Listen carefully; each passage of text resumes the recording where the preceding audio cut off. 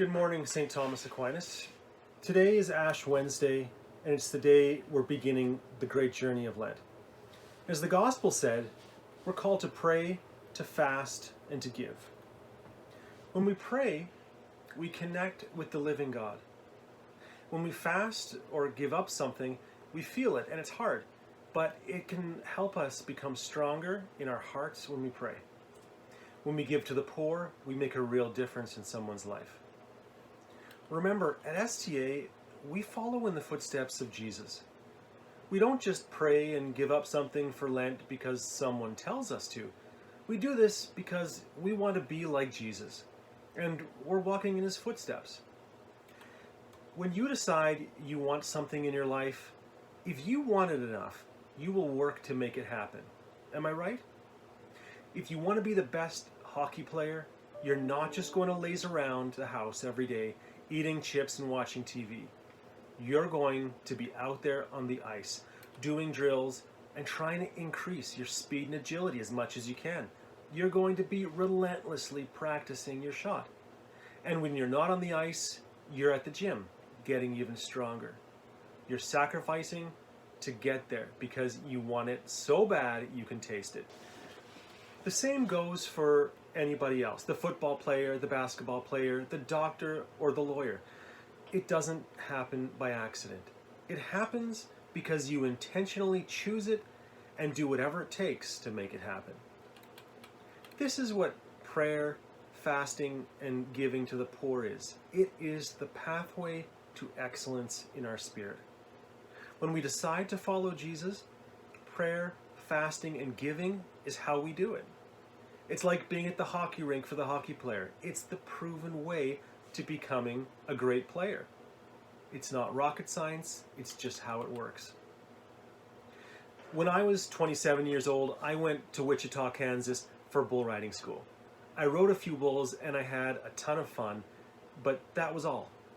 The guys who were teaching us, on the other hand, had made a career out of rodeo.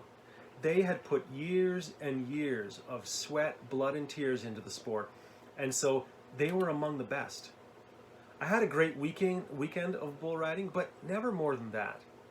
Partially because my wife would have killed me if I wasn't already dead, but also because I wasn't willing to give my life for the sport. What you focus on is what you win at. And when we focus on the things of the Spirit, we win with the things of the Spirit. And it just so happens that the things of the Spirit are also the things that bring the most hope in the world. So I want to ask you, what will you give up for Lent? How much time can you give for a conversation with Jesus? What will be your commitment to our annual Lenten fundraiser? This is the pathway I'm inviting you to take. And this is the path we'll walk together over these next 40 days.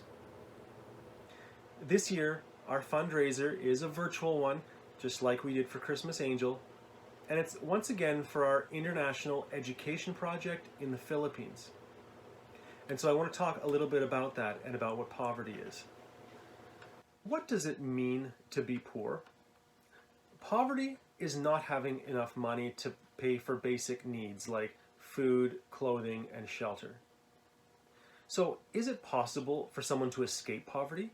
And if so, how? We can give money to the poor, and we should. This is called charity.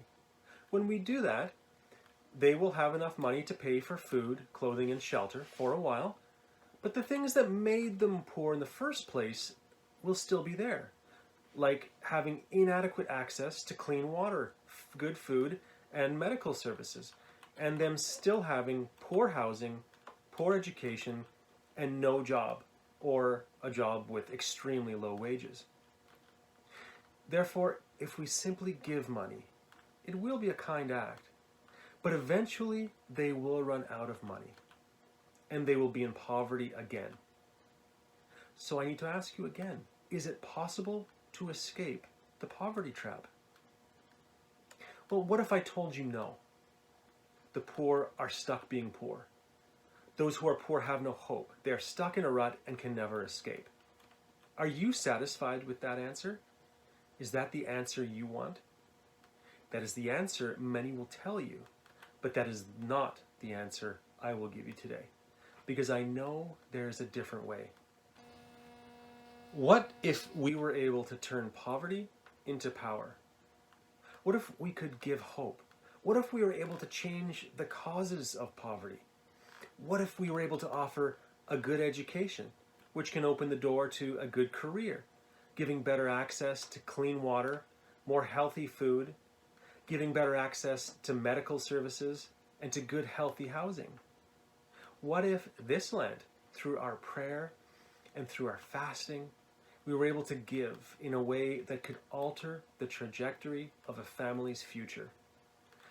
This is called social justice. STA, it's no longer a question of what if. We are helping a family in the Philippines, one single family with an incredible journey. This family has grown up in extreme poverty, and we are helping these 4 girls of the same family go to school. Their names are Yeltsin, Yevgeny, Yankel, and Yelova. They were born into poverty, and together we will lift them out. We can help ensure that no one in their family ever goes back into poverty. We are helping each one get a good, quality high school education, and we're already helping the oldest go to university so that they can get good jobs and they will never have to go without food again. And when they have children, their kids will never have to go without food. Together, STA, we are changing this family's history, one school day at a time. This is our Lenten fundraiser this year, and so starting this week, right up until Easter, we're challenging each other to give virtually, so that through a good education, change is what this family experiences. St. Thomas Aquinas, God bless you.